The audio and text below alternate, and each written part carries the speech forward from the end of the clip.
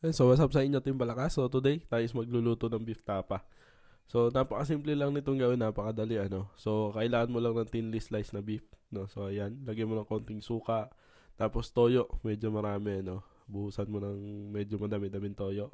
And then lagyan mo ng asukal, lagyan mo ng paminta, then lagyan mo ng garlic powder. So ayan yung marinade na gagawin natin. So imekos-mekos mo lang na matindi.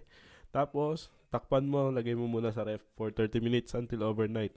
So tuturuan ko din kayo kung paano gumawa ng crispy garlic, no, yung hindi sunog. So maglagay ka ng butter sa pan. Ayan, 'di ba? Napakaganda oh. Ayan, tapos lagay mo na yung bawang. Pagkalagay mo ng bawang, halu-haluin mo.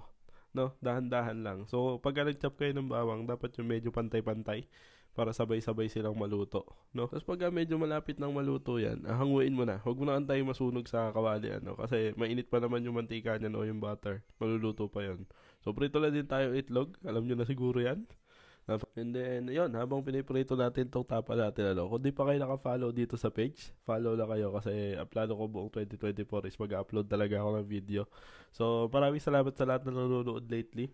No? Salamat sa suporta nyo. Napakalaking bagay dun sa akin. So, ayan, pag ang mga ganyan na, pwede nyo na siyang hanguin actually, no? Pero ako, medyo tinusta ko pa siya ng onte, ano?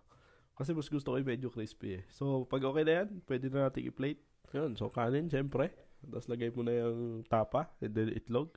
Syempre, yung crispy fried garlic natin, ano, ibudbud mo na dyan sa ibabaw. So, ganun lang. Napakadali.